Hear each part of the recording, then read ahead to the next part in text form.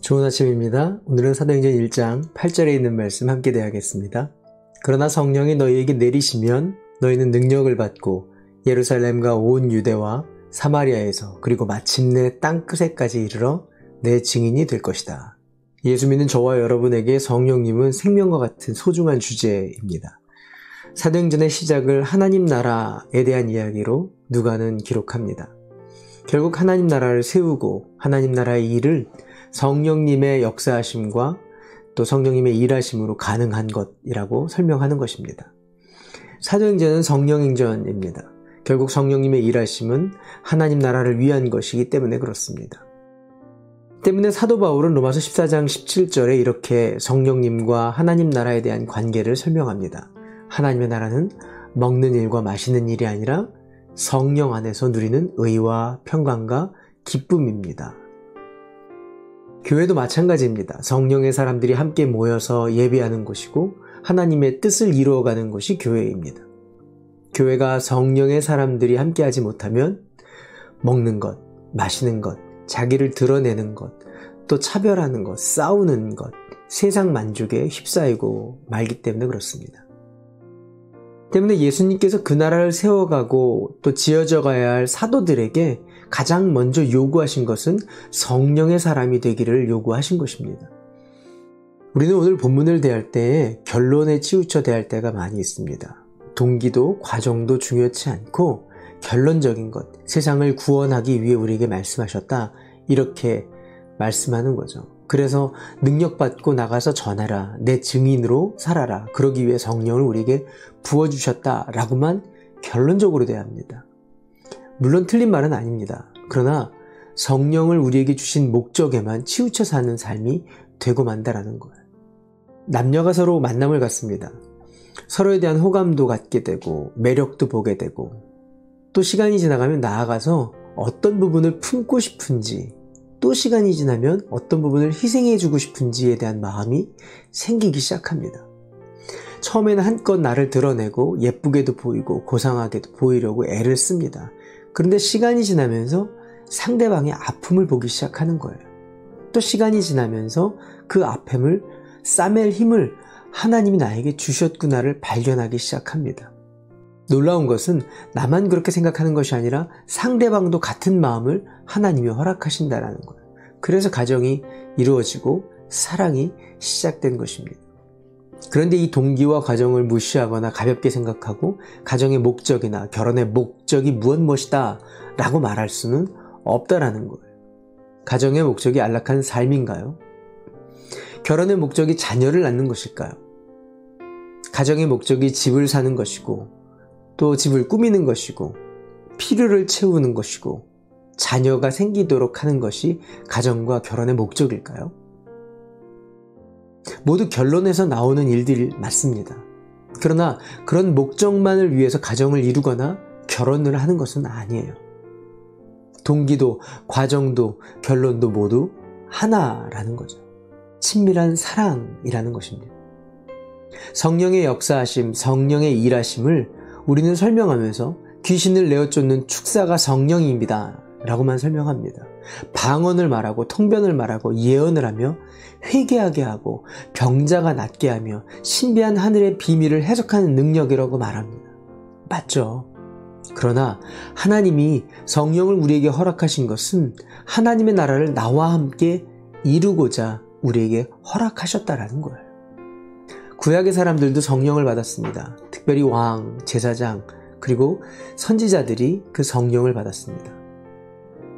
이들이 하나님의 나라를 이룰 사람들이었기 때문에 부어주신 성령입니다.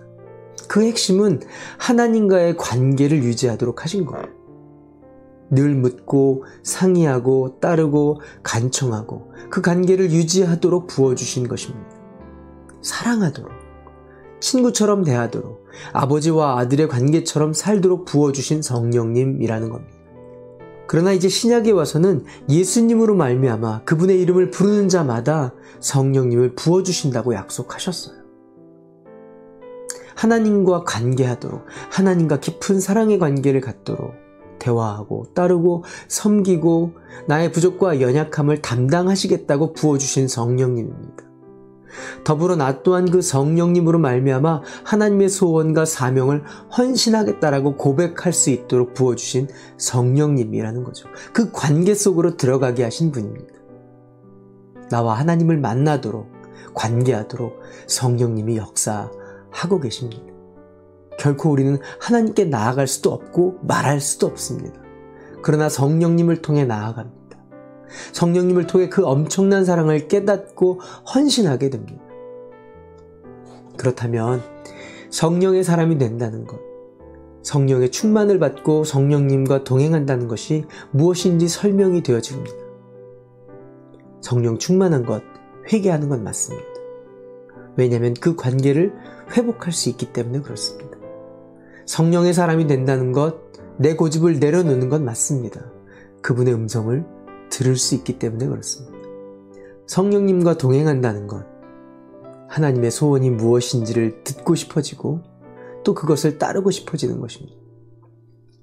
성령의 역사하심은 결단코 인격적이지 않을 수 없습니다.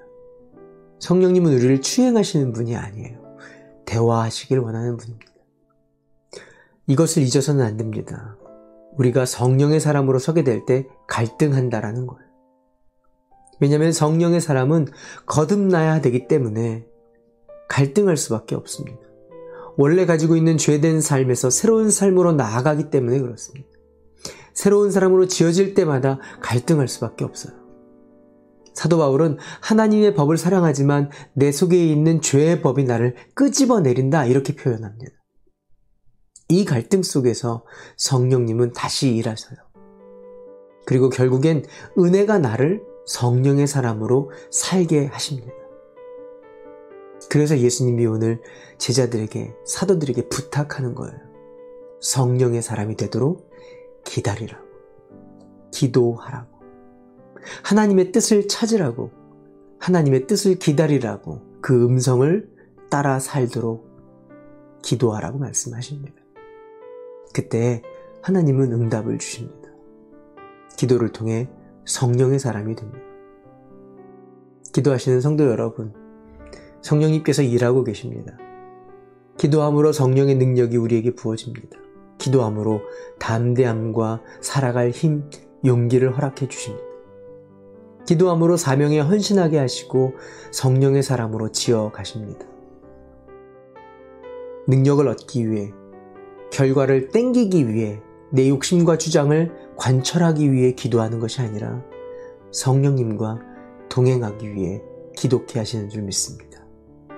어느 자리에서든지 어느 곳에서든지 기도함으로 약속하신 성령님과 동행하시는 하루 되시기를 바랍니다. 기도할까요?